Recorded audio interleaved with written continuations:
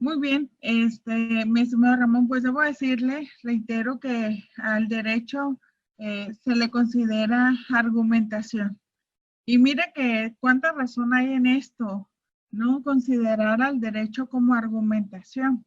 Prácticamente el derecho en sí mismo, en todas las vertientes, yo creo que desde cualquier ámbito que usted se posicione, el derecho es argumentación. La misma norma en sí misma es argumentación, ¿no? Es una argumentación que derivó de un poder constituido como lo es el Poder Legislativo, y plasmó razones de derecho, argumentos de derecho, ahí mismo. Pues reitero, el derecho en sí mismo es argumentación. No, yo creo que desde cualquier ámbito del conocimiento en que nos posicionemos, el derecho es argumentación, la norma en sí misma es argumentación. Son razones que nos da el legislador para determinar las reglas del juego social, ¿no? El derecho prácticamente son las reglas institucionalizadas del juego social. Es lo que se espera de nosotros como parte de un grupo social. Son los límites que se nos imponen para efecto de poder vincularnos los unos con los otros. Y son últimamente, fíjense, esto ha sido muy reciente en la historia de la vida de la humanidad y en la historia de la vida del derecho. El reconocimiento de los derechos humanos de nosotros como personas es muy, muy reciente. Por ejemplo, la Declaración Universal de los Derechos Humanos, ¿quién recuerda en qué año se publicó? Declaración Universal de Derechos Humanos. Lo celebramos el 10 de diciembre todos los años. ¿Se acuerdan el año? Yo no, maestra. No, fue con posterioridad de la Segunda Guerra Mundial. ¿No? En 1945 se celebró la Declaración Universal de los Derechos Humanos, y con esta Declaración Universal se pretendió poner límites a algo que antes hubiera sido imposible pensar poner límites, que es precisamente al ejercicio del poder político, ¿no? Y es así como empieza a crearse codificación a nivel internacional para poner límites al ejercicio del poder político. Después de lo que se vivió con la Alemania nazi, que es lo que ustedes van a analizar en las actividades de la semana, la comunidad internacional dijo, oye, no es posible dejar en manos de un dirigente político nacional la vida de sus gobernantes. Es necesario poner límites, y se logró, se dio un paso en el derecho importantísimo. Se logró generar tratados internacionales que pusieran límite al ejercicio del poder de los gobernantes. Si usted lee la Declaración Universal de los Derechos Humanos, se van a dar cuenta que hay un cúmulo de derechos, 30 derechos, para ser exacta, 30 derechos en los que las autoridades se comprometen a respetar a sus ciudadanos. ¿Han leído la declaración? ¿Han tenido la oportunidad de leerla? Ramón, David.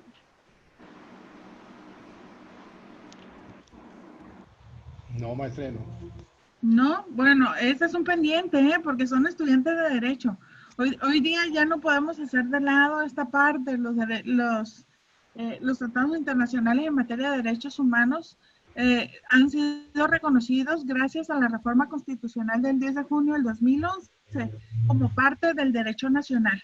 Todos aquellos tratados internacionales suscritos por el Estado mexicano entran a formar parte de los derechos que tenemos como ciudadanos. Es decir, que con la reforma constitucional del 10 de junio del 2011, nuestros derechos se ampliaron. No solamente son aquellos que están contemplados en la Constitución, sino también aquellos que México ha reconocido a través de los tratados internacionales.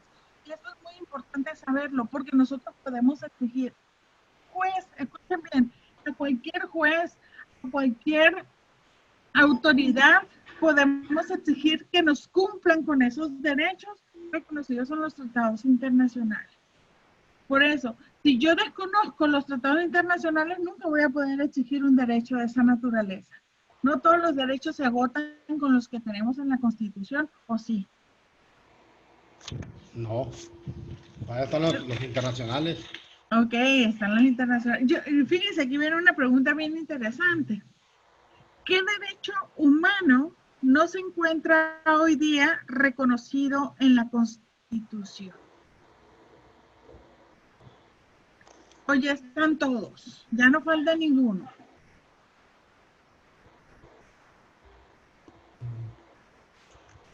No. Ramón.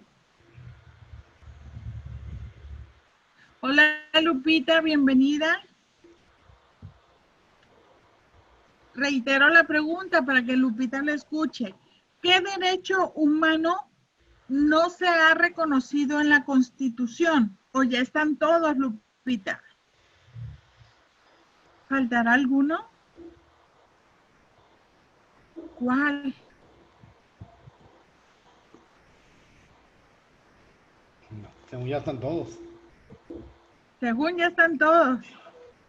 Y fíjense, mucho se dice también que los derechos humanos son progresivos. ¿Han escuchado de esto? ¿Qué quiere decir la progresividad?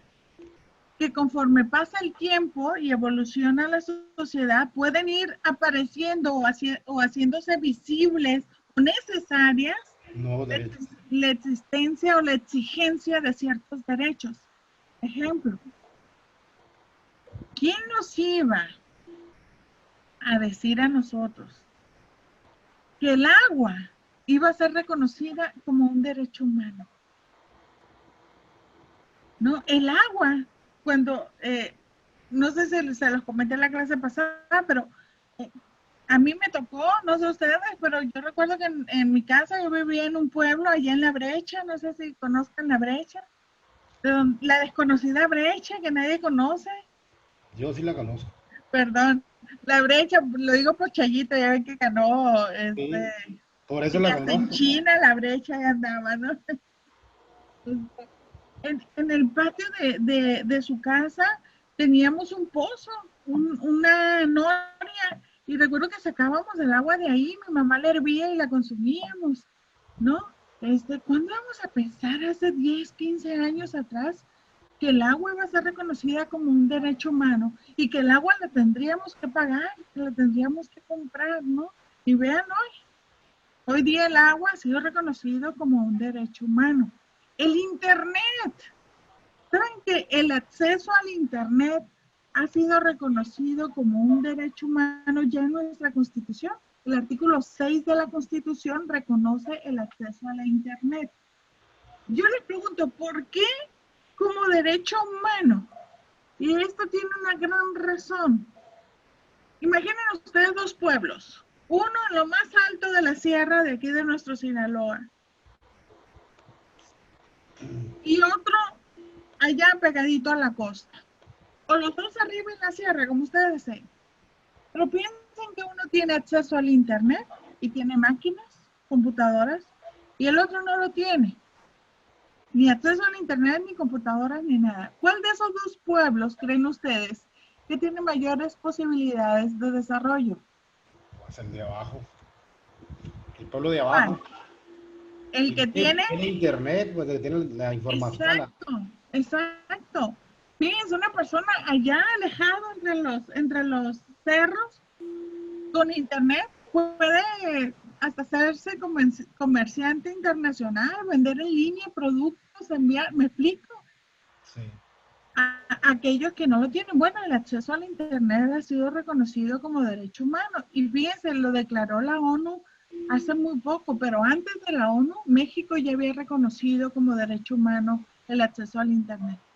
¿Se dan cuenta? Por lo tanto, hay derechos que conforme pasa el tiempo se hacen necesarios exigirse como derecho humano.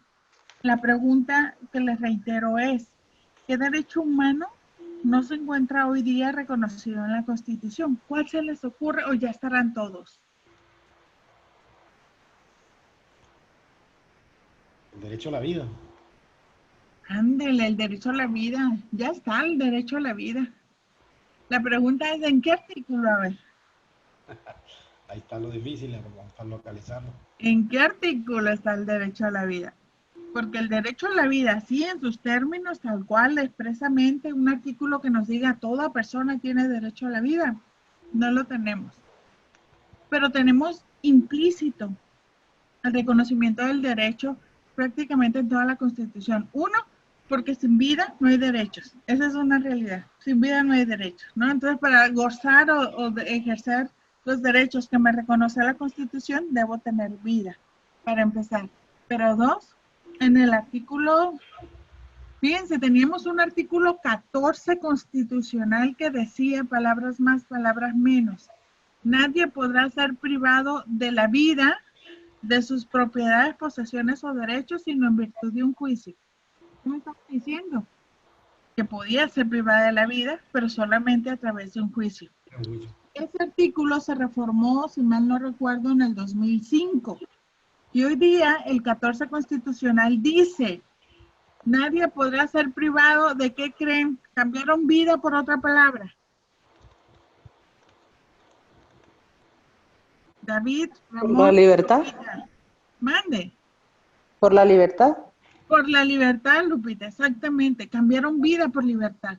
Y hoy día el 14 dice, nadie podrá ser privado de su libertad, de sus propiedades, posesiones o derechos, sino en virtud de un juicio. Pero teníamos un 22 constitucional, seguramente algunos de ustedes lo recuerdan, que decía,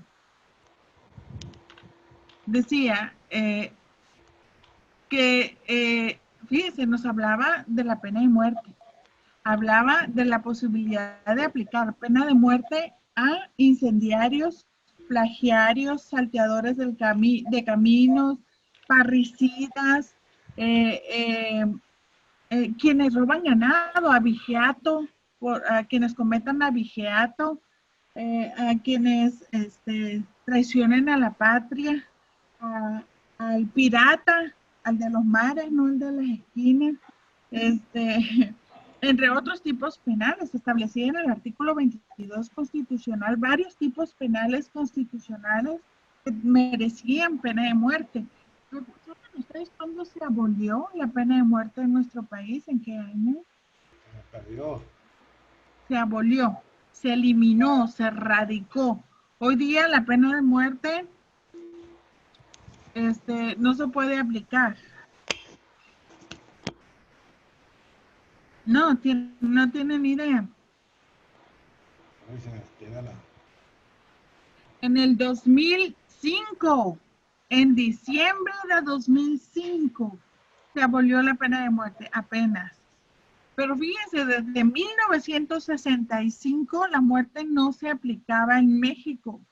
De hecho, se tiene registro que en Sonora fue la última entidad federativa en la que un juez, a través de sentencia, mandó ejecutar a una persona.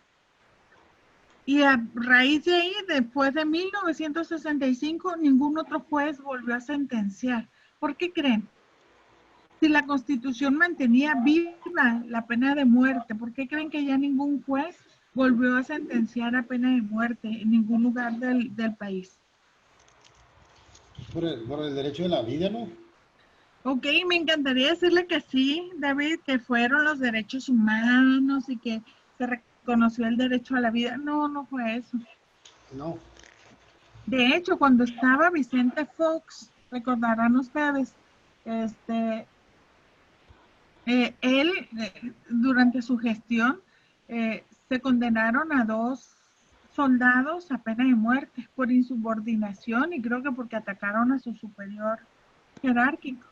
Y a pena de muerte. Y no los ejecutaron. Y no los ejecutaron porque ahí sí hubo mucha presión internacional, ¿no? Y hubo mucha crítica internacional y entonces ahora los están matando, pero más despacito. Les conmutaron la pena de muerte por cadena perpetua. Se están muriendo más lento, ¿no? Pero no volvieron a aplicar la pena de muerte porque la muerte como sanción fue eliminándose de nuestros códigos penales. Entonces recuerden que en materia penal hay un principio muy importante que dice nullum poena sine lege, No hay pena sin ley. Por tanto, si el juez no tenía dentro de su catálogo de penas a la muerte, no la puede aplicar. ¿Me explico? Aunque la Constitución lo diga. ¿Por qué? Porque el Código Penal no estaba establecida la pena de muerte, el juez no la podía decretar, ¿no? Y fue hasta el 2005 que se quita esa reminiscencia de la muerte como sanción. Y fue en ese mismo año, pero en abril, que en el Código de Justicia Militar, que era el único que mantenía viva la pena de muerte, se radicó también esta, para ya no permitirse ni siquiera en el ámbito militar, ¿no? Bien, la pregunta sigue, Vivian, ¿qué derecho humano no se encuentra hoy reconocido en la Constitución? No se les ocurre ninguno. Les ayudo.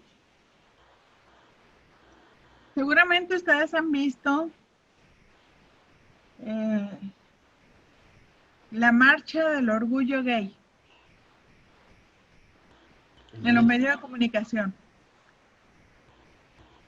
¿Sí o no? Sí, esenciales. Ok. La pregunta es, ¿el derecho a la diversidad sexual? ¿De género? El género sí, ya está reconocido el no ser discriminado por el género.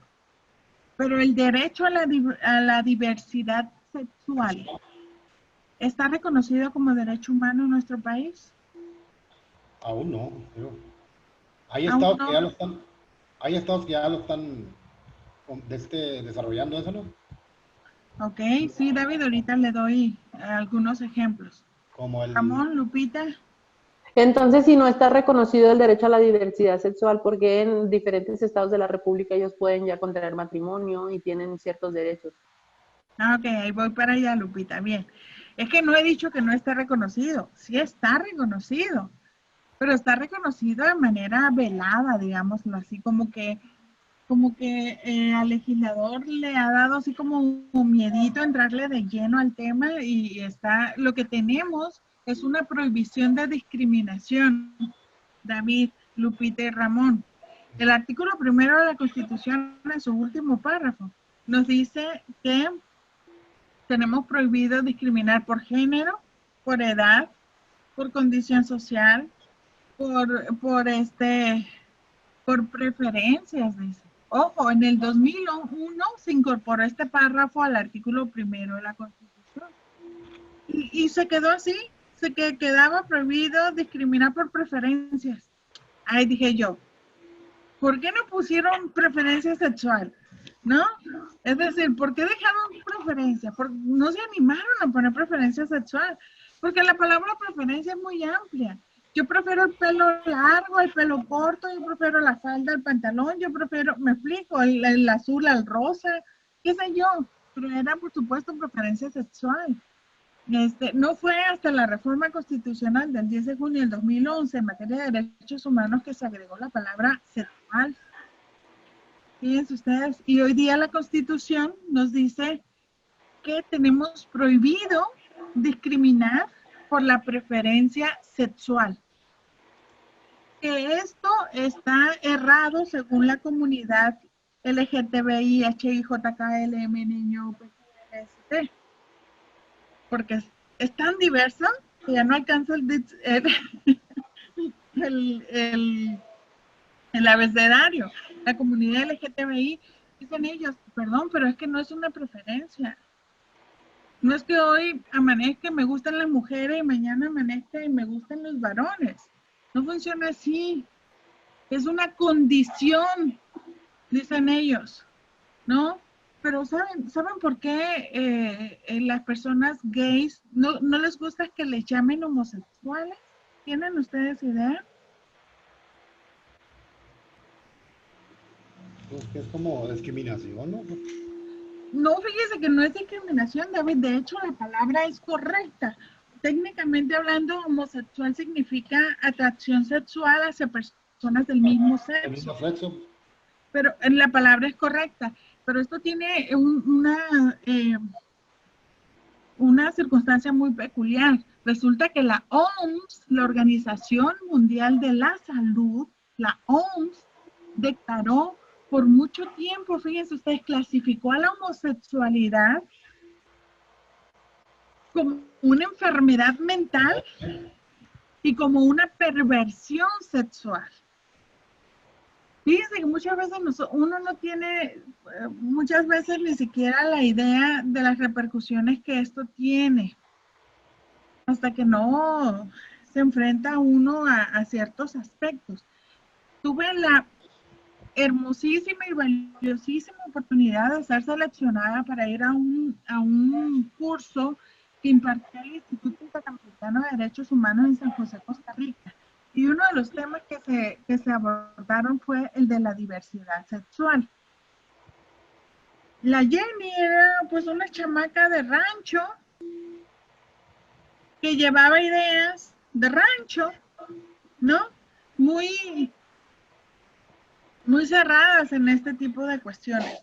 Agradecí a la vida que me haya dado la oportunidad de estar en ese curso porque me abrió completamente el panorama. A mí se me hizo raro que cuando yo llegué a San José, Costa Rica, y que nos agruparon a todos en un mismo hotel, yo veía personas homosexuales, hombres y mujeres, pero muchas en cantidad. Yo decía, bueno, ¿por qué? Decía, yo no entendía hasta que me di cuenta que uno de los grandes temas era el tema de la diversidad sexual. Resulta que una chica de Nicaragua nos dio un testimonio que fue aterrador. Esta niña, antes, porque esta es una cuestión que pocos identifican. ¿Saben ustedes cuál es la diferencia entre una persona transgénero y una persona transexual?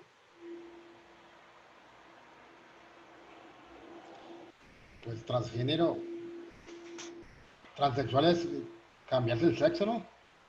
Sí, biológicamente una persona. Uno es el que se viste y el otro es el que se cambia totalmente el sexo. Ojo, no solamente es vestirse, porque... O sea, sí, actúa pues. Que para dar un show se visten de mujer, pero esto no implica en nada su sexualidad, es decir, ellos siguen siendo heterosexuales, pero lo hacen por ganarse la vida, por ejemplo, ¿no? Pero el ser transgénero implica que la persona no se identifica con el género que socialmente le fue asignado.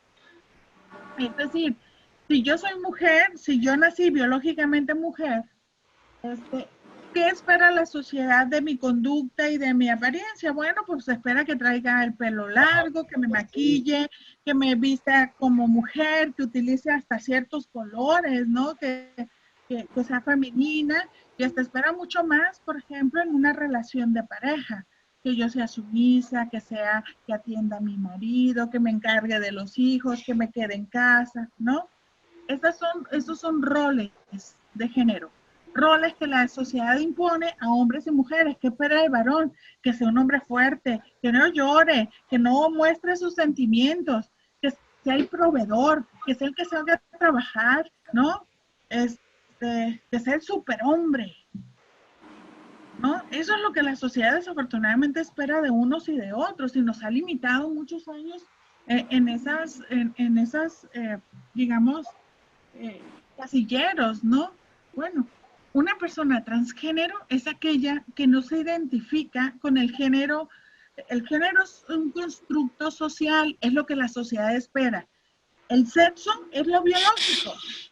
Si yo, como mujer, voy a hablar como adulta, tengo una vagina, pues soy mujer. Y si tengo un pene, pues soy varón, ¿cierto? Biológicamente así funciona. Pero si yo como mujer no me identifico con mi rol de mujer y empiezo a vestirme como varón, entonces soy transgénero, porque transito del género al que me corresponde social y biológicamente hablando al siguiente género, al contrario, ¿no? Soy transgénero, pero son las personas que se consideran varones, ¿me explico? Siendo mujeres se consideran varones o siendo varones se consideran mujeres, ¿no? Este cliché que hemos escuchado tanto, de que es que no me identifico, de que nací en el cuerpo equivocado, ¿no? Esos son las personas transgénero. Las personas transexuales son aquellas que han dado el paso siguiente. Es decir, no solamente lo externo, sino también lo biológico. Es decir, que se han hecho el cambio de sexo, ¿no? Las personas transexuales son aquellas que han dado el otro paso, ¿no? El que se han hecho el cambio de sexo. Bueno, pues esta chica en Nicaragua, nicaragüense, ella es una persona transgénero. Es decir, es mujer, pero ella se viste como si fuese un varón. Y ella nos narró su historia, fue algo impactante. Dice que ella desde muy pequeñita se inclinaba por las actividades de los varoncitos, ¿no? Nunca se identificó como una niña, de hecho ella siempre se identificaba como varón. Y ella se puso a sí misma un nombre como varón. Desde chica le preguntaban desde pequeñita que si cómo se llamaba y ella decía el nombre de varón, ¿no? Entonces su mamá, de origen muy humilde, muy preocupada, la llevó con curanderos, con brujos, con todo lo que ustedes se puedan imaginar, tratando de revertir la situación, ¿no? Le ingresa a un hospital psiquiátrico, tenía 13 años. 13 años. Le ingresa a un hospital psiquiátrico. Y en ese entonces la OMS, la Organización Mundial de la Salud, le había dicho que era una enfermedad mental y que era una perversión sexual, la homosexualidad. Se me eriza la piel, me vas a recordar. Contó con lágrimas en los ojos que el tratamiento que le habían aplicado para quitarle lo lesbiana era que la sometieron entre varios varones médicos y le obligaron a tener relaciones sexuales con hombres. ¿Me explico? Yo no podía creer lo que estaba escuchando. Yo decía, ¿cómo es que personas con un nivel profesional como un médico, como un doctor, peor aún un doctor, porque no todos los médicos son doctores, los médicos que estudian un posgrado y obtienen una maestría y luego obtienen el doctorado, son personas muy preparadas. Yo decía, ¿cómo es posible que un doctor se atreva a realizar ese tipo de cosas? Me explico, una niña de 13 años, la niña, ella dice que ella nunca había mantenido una relación sexual con nadie, pues, la violaron, tumultuariamente la violaron. Yo decía, ¿cómo es posible? Yo no, yo necesité prácticamente terapia, fue de todo lo que había ahí, pero también eso me ayudó mucho a abrirme los ojos. En relación con las personas con diversidad sexual. Y en el derecho estamos en esa etapa, mis queridos y queridas estudiantes. Al derecho le está costando muchísimo aceptar y reconocer el derecho de las personas con diversidad sexual, ¿saben? Y lo vemos, lo hemos visto hace poco acá en el Congreso del Estado, un conflicto entre dos grupos, pro familia y personas con diversidad sexual, que porque se quería modificar la definición de matrimonio que da el Código Familiar en nuestro estado. En nuestro estado, el matrimonio se define como la unión entre un solo hombre y una sola mujer, con la finalidad de la procreación. Yo les pregunto a ustedes, ¿y si yo no puedo procrear, no me puedo casar? Porque no puedo cumplir con esa finalidad que el derecho me impone para el matrimonio. ¿No me puedo casar? ¿Me explico? O si yo soy lesbiana, no me puedo casar tampoco, porque tiene que ser entre un hombre y una mujer. Bueno, hay estados de la República, y esto tiene que ver con su pregunta, Lupita, creo que fue usted o usted, Ramón, no recuerdo quién me hizo la pregunta, o usted, David, que me preguntaban que ya había un avance en otros estados. Sí, ya hay estados de la República donde la definición de matrimonio ya se cambió. ¿Y saben cuál es la definición de matrimonio hoy día? La unión de dos personas con la finalidad de procurarse ayuda, amor, respeto, cuidados mutuos. Fíjense ustedes, la unión entre dos personas, abriendo la posibilidad precisamente de que las personas con diversidad sexual puedan casarse. Pero yo sé que vivimos en una sociedad bastante conservadora aún, donde el peso de la religión es muy fuerte, ¿no? Pero creo que tenemos que generar empatías, ¿no? Yo me he puesto a pensar por qué la gente quiere que las personas con diversidad sexual no se manifiesten, por qué la gente quiere que las personas con diversidad sexual se queden escondidas, por qué la gente quiere que las personas con diversidad sexual no exijan sus derechos. La pregunta es, ¿quiénes somos nosotros para impedir que los demás ejerzan sus derechos? ¿No? Es un tema bastante interesante, no sé ustedes. Y a mí algo que me abrió los ojos, que fue muy, muy interesante, fue algo que me ocurrió. Yo empecé a dar clases muy jovencita. Yo viví varios años en el Distrito Federal y allí empecé a dar clases. Por azares del destino empiezo a dar clases de maestría. No empecé en licenciatura, me aventaron de lleno al posgrado y ahí voy. Bueno, pues fue una experiencia muy interesante, pero lo que hizo más interesante la experiencia fue que tenía un muchacho que estaba estudiando esa maestría, muy inteligente, un alumno muy, muy capaz, muy inteligente. Y me encantaba oírlo hablar porque era una enciclopedia andando, él hablaba y todos nos callábamos para escuchar qué decía, porque eran muy valiosos sus aportes. Pues resulta que cuando termina la clase, el curso, se me acerca con una invitación de boda. Me dice, maestra, me encantaría, me dice, que fuera mi boda. Ah, le digo, qué bien, te vas a casar, sí.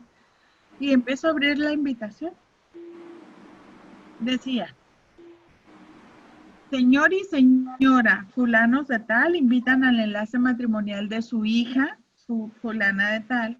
Y del otro lado decía, señor y señor fulanos de tal invitan al enlace matrimonial de su hijo, mi alumno, fulano de tal.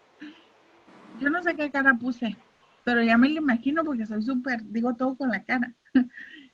Pero me dice, maestra, me dice, no se preocupe, yo sé que si usted va a mi boda, no se va a sentir incómoda, mis papás son muy respetuosos, dice, y quiero presentárselos, me dice. Verán que el morbo me hizo ir hasta Cuernavaca, a un jardín precioso donde se llevó a cabo la boda, una boda de lo más tradicional, ¿no? Y yo llegué buscando a todos lados, buscando un espectáculo como el de la jaula de las locas. Nada que ver, nada que ver. Hasta que no llega él acompañado de sus padres, yo no los identifiqué. ¿Por qué? Porque tenemos en la cabeza que la homosexualidad o que las personas homosexuales son personas extrovertidas, son personas exhibicionistas, son personas que solamente piensan en sexo. No es verdad.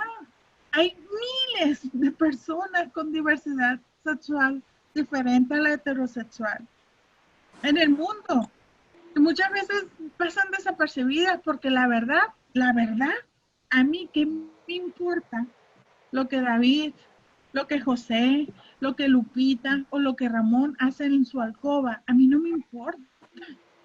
O sí me importa. Yo no valoro a David, a José, a Lupita y a Ramón por lo que ellos hacen o dejan de hacer en su alcoba. Eso es cosa de ellos. Yo valoro a David, a José, a Lupita y a Ramón por su calidad humana, por lo que ellos expresan en sociedad, por lo que ellos hacen. ¿Me explico? Bueno, hablé con estas personas, con los papás de mi alumno, y entendí de dónde había sacado tanta inteligencia ese muchacho. Dos hombres muy cultos, varoniles, muy cultos. Y ahí entendí muchas cosas. Las personas que más sufren de discriminación en este sentido son las personas o transgéneros o transexuales, porque son los que más se evidencian. pero hay muchísimas personas que son homosexuales, o son bisexuales, o son trisexuales, yo no sé ni cuántas diversidades hay, que no lo sabemos porque no tienen ningún problema de género. ¿Me explico? Si son varones, se visten muy varoniles, o si son mujeres, son muy femeninas y pasan desapercibidas por la vida. ¿Quién nos iba a decir que Ricky Martin no iba a ser homosexual? Él, por ejemplo, él no es transgénero. Él no tiene problemas de género. ¿Se dan cuenta? A diferencia de Juan Gabriel, por ejemplo, que Juan Gabriel, a pesar de que él nunca se vistió como mujer, era muy evidente por sus manerismos. ¿Me explico? Él, hasta cierta medida, él respetó los convencionalismos sociales en el sentido de su ropa, ¿no? Pero era bastante evidente en sus maneras que era una persona con diversidad sexual diferente a la heterosexual. Bueno, pues la lucha de este grupo, mis queridos y queridas estudiantes, está viva y va a seguir viva porque las resistencias a entender que todas las personas, nuestro valor no radica ni en mi sexo, ni en mi género, ni en mi condición social, ni en mi condición económica, ni en mi color de piel, ni en mi nacionalidad, ni en nada. Mi valor como persona radica en mi condición de ser humano. ¿Me explico? Mi valor no me lo dan ni mis grados académicos, ni mi posición económica. No, señores. El valor que yo tengo como persona es el mismo que tiene David, que tiene Ramón, que tiene Lupita y que tiene José. Nuestra condición de seres humanos. Han escuchado seguramente de una palabra muy común que se llama dignidad. ¿Cierto? La dignidad es la base, fíjense ustedes, la dignidad es la base de los derechos humanos.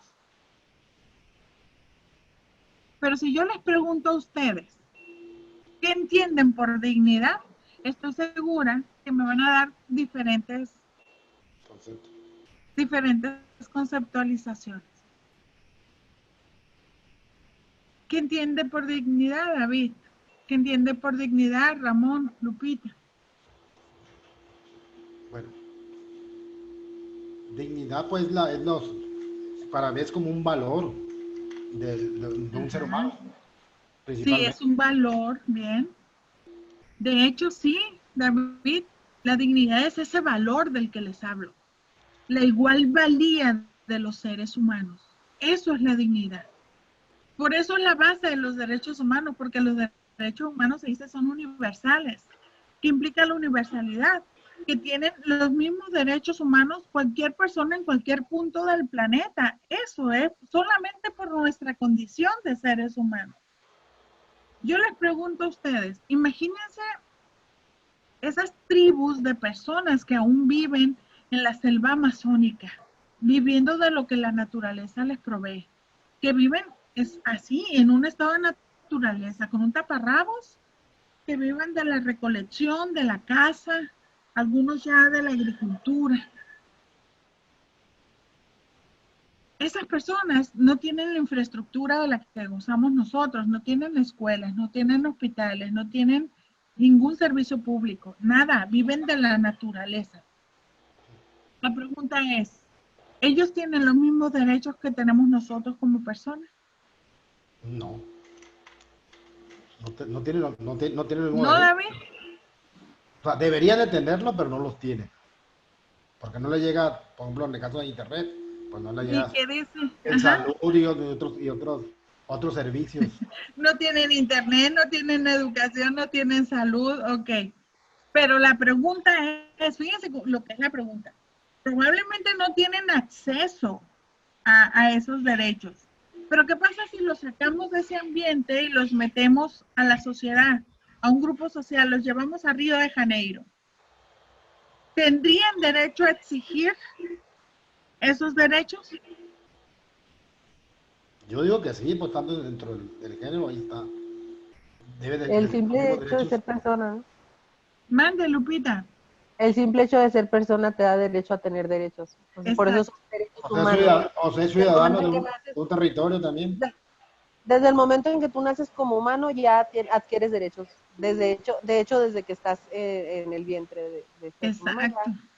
ya tienes tú ciertos derechos, ¿no? Entonces, el que tú pertenezcas a una etnia, a otra comunidad, que tengas otra cultura, no quiere decir que tengas ciertos derechos o no. Oportunidades sí, son diferentes, hay diferente educación, hay diferente formación, todo lo que te define como persona, pero al final del día eres eso, eres una persona, un humano, por lo tanto tienes derechos humanos. Exacto, Lupita. Mejor no lo pudo haber dicho. Muy bien. Claro que sí. ¿Me explico? El hecho de que ellos vivan apartados no implica, fíjense ustedes, que no posean los derechos. El derecho lo tienen, pero no lo han necesitado ni siquiera ejercer, ¿no? Inclusive muchos de ellos no desean salir de esa condición. Ellos viven bien ahí, es su mundo, es su cosmovisión, ¿no? Y nosotros estamos obligados a respetar esa forma de vida. ¿Me siguen? Pero claro, si ellos llegaran a salir y quisieran involucrarse también con estos otros grupos, ellos tienen el derecho de hacerlo. David comentó algo muy importante y ese ha sido el reto precisamente, David, del tema de los derechos humanos, las nacionalidades. Las nacionalidades. Y no solamente las nacionalidades, las formas de vida en cada nación, ¿no? Porque si yo le preguntara, ¿son los mismos los derechos humanos de la mujer en México que los que tiene la mujer en Francia y los que tiene la mujer en Irán?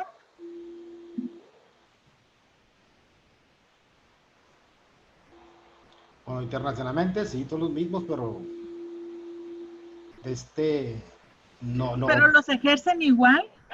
no los ejercen, no se ejercen igual, pues, porque las condiciones de vida de cada país, de cada territorio es diferente.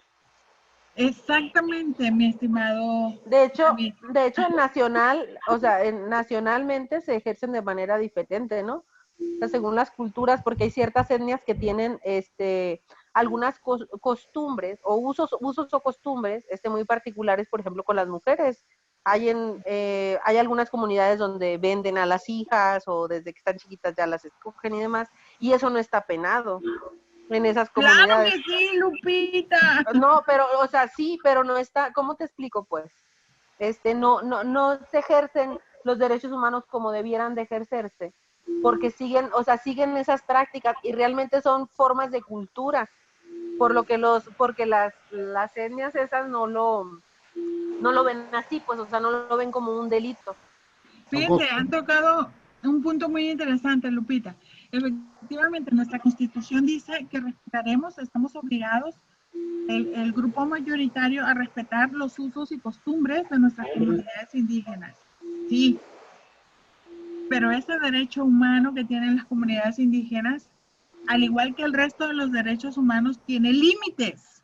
No es absoluto. ¿Y sabe cuál es el límite de cualquier derecho humano, Lupita, Ramón, David, que Ramón ya se nos fue y José también? ¿Saben cuál es el límite de los derechos humanos? Sí, límites. Yo puedo ejercer todos mis derechos, siempre y cuando no afecte con el ejercicio de ese derecho los derechos de los demás. Esos son los límites de los derechos humanos. Y nuestra Constitución lo dice muy claro. Sí, se respetarán usos y costumbres siempre y cuando no se afecte el orden jurídico nacional. ¿Y qué es el orden jurídico nacional? El conjunto de leyes que tenemos. Por lo tanto, si la trata de personas está penado no solamente para el grupo mayoritario, para todos. ¿Me explico? Si las lesiones contra la mujer están penadas en todos los espacios. ¿Me explico? Ellos no pueden decir, es que por mis usos y costumbres yo le puedo pegar a mi mujer. No. ¿Me explico? Entonces, ellos tienen derecho a derechos específicos maravillosos, su propia cultura, su vestimenta, su alimento, su comida, sus costumbres, sus fiestas tradicionales, sus propias formas de organización política, social, económica, sus espacios de tierra que deben ser protegidos para ellos, sí. Pero ellos no pueden alegar que tienen derecho a vender a una mujer porque forma parte de sus usos y costumbres, porque eso no está permitido para nadie en nuestro país. ¿Me explico? ¿Me siguen? Sí. ¿No? Pues vean cómo la argumentación tiene todo que ver aquí. La pregunta es, yo como abogado, hagamos un pequeño ejercicio de reflexión. Yo puedo defender con toda conciencia y con todo conocimiento y claridad los derechos de los grupos en condiciones de vulnerabilidad. Claro que sí. Las personas con diversidad sexual es un grupo en condición de vulnerabilidad. Las mujeres que sufren de violencia es otro grupo en condiciones de vulnerabilidad. Nuestros grupos étnicos son grupos en condiciones de vulnerabilidad, ¿no? Hay muchos grupos en condiciones de vulnerabilidad. La pregunta es, yo como abogado, ¿tengo el suficiente argumento y el suficiente conocimiento para hacer una defensa efectiva, clara, de impacto ante los tribunales de estos grupos en condiciones de vulnerabilidad? Pues en el caso lo que es los homosexuales, todo, aún todavía no.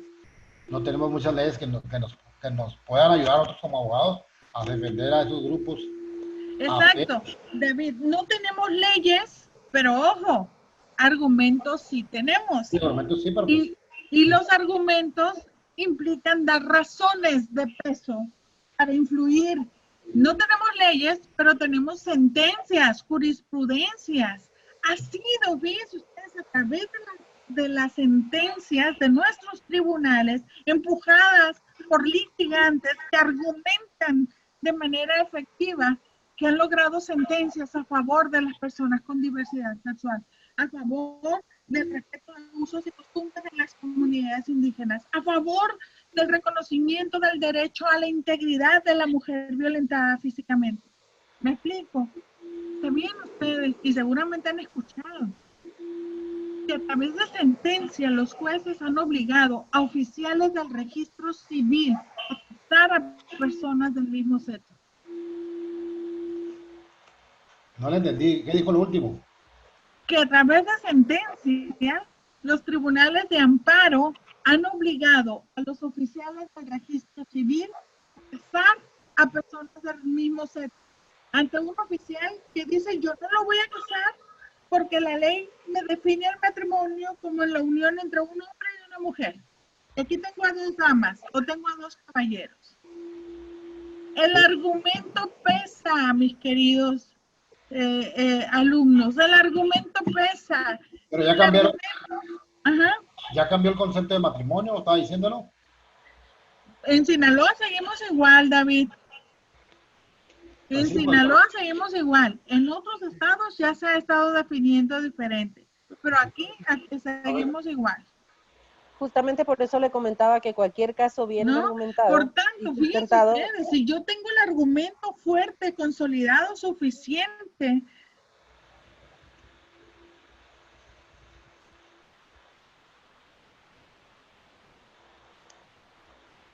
Sí, Lupita. No se escuchó.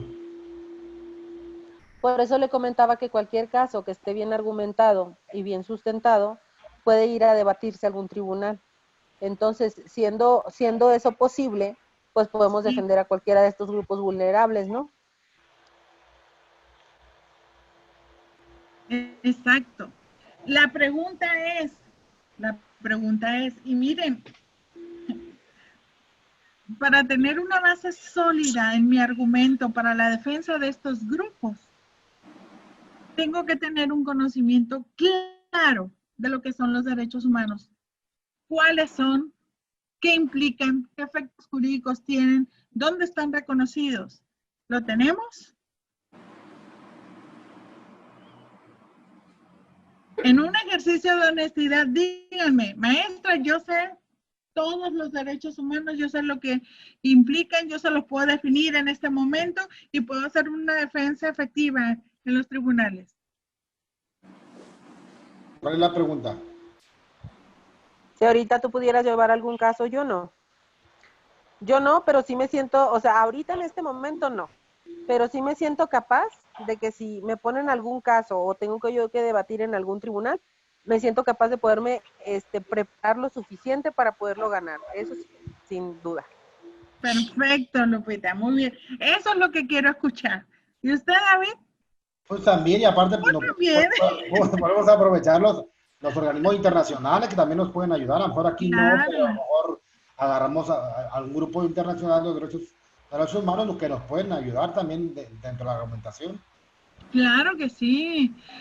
Creo que, fíjense, hay instancias que son muy interesantes en nuestro estado y que por lo general los abogados no nos acercamos mucho a esas instancias, pero que nos pueden ayudar mucho. Por ejemplo, las comisiones de derechos humanos. Los abogados no le tienen mucha fe porque dicen, emiten recomendaciones. Pero saben que muchos jueces de amparo ya están pidiendo los expedientes a las comisiones estatales para analizar e investigar casos de tortura. Es decir, están agarrando una fuerza impresionante estos organismos de derechos humanos. Hay que acercarse, hay que leer esas recomendaciones, hay que